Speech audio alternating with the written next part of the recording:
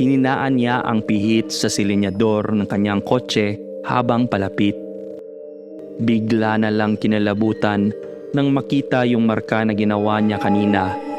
Ibig sabihin ay paikot-ikot lang siya sa lugar na ito na para bang walang katapusan. Dali-dali niyang hinablot ang kanyang cellphone para makatawag ng tulong, ngunit walang signal.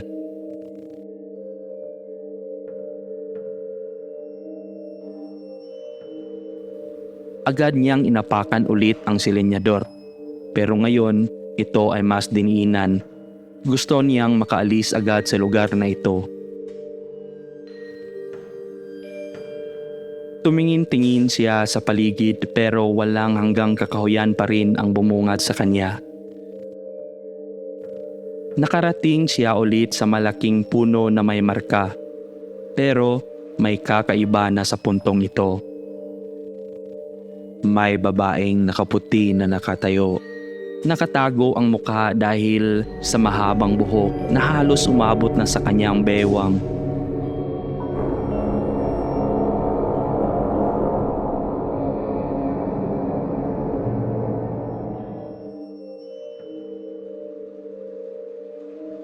Akmang bababa na sana si Mark pero may kilabot na nanuot sa kanyang balat dahil sa presensya ng babaeng ito. Hindi siya huminto at sa halip ay binilisan niya ang pagpapatakbo. Nang matantyanan niya na nasa ligtas na siya ng distansya, ay tiningnan niya ang babae sa salamin.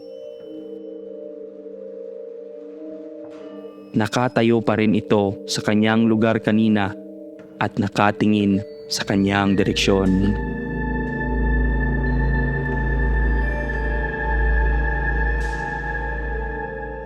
Ipinagpatuloy niya ang pagmamaneho. Sa isip niya ay hindi na alam kung ano ang gagawin. Huminto siya pansamantala para mag-isip. Baka naman may alam ang babaeng iyon kung paano makalabas rito. Aniya sa sarili. Baliw ka ba? Hindi iyon normal kasi bakit andoon siya sa 10 oras ng gabi? Sagot niya pabalik. Maya-maya ay binaliktad niya ang kanyang damit. Narinig na niya dati noong bata pa siya na kapag naligaw ka raw ay kailangan mo lang baliktarin ang iyong suot para makabalik ka sa tamang daanan.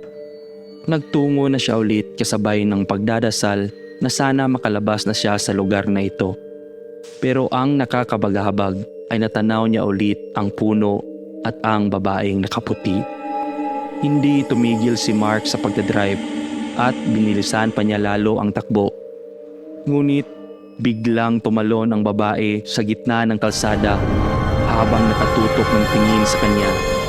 Dahil sa gulat ay nawala ang kanyang kontrol sa manobela at bumangga siya sa puno.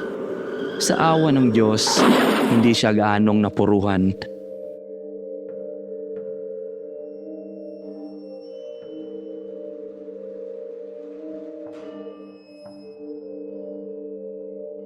Tumingin siya sa bintana at nakita roon ang babaeng palapit sa kotse.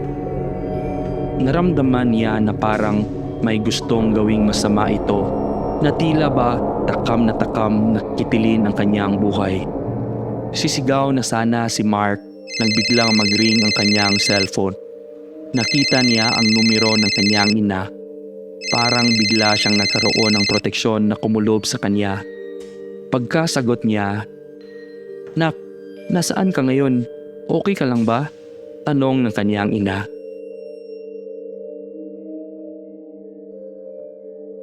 "Ma, tulong po. May masamang elemento o engkanto ang palapit sa akin. Parang gusto niyang kunin ang aking buhay. Kailangan mong magising, anak. Maghanap ka ng paraan para sugatan o saktan ang sarili mo. Kailangan ito upang mawala ang bisa ng kanilang hipnotismo." Mabilis na sagot ng kanyang ina. Agad siyang lumingon sa loob ng sasakyan at nakita niya yung matulis na bagay na gamit kanina. Palapit ng palapit ang babae sa kanya. Doon ay unti-unti niyang naaninag ang mukha nito na sobrang putla. Parang walang laman ang mga mata nito. Unti-unting inabot ang kanyang kamay na bumungad ang matatalim na kuko.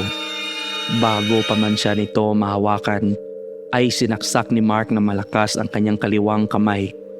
Dahilan upang mapahiyaw siya ng sobra dahil sa sakit. Ang babae rin ay sumigaw kasabay ng unti-unting pagkalaho na parang nalulusaw. Hindi na alam ni Mark ang mga kasunod na nangyari. Basta nagising na lang siya nakasandal sa manobela ng kanyang kotse. Pagtingin niya sa unahan ay nasa harap siya ng isang maliit na sementeryo. Sa isip niya, baka panaginip lang iyon lahat.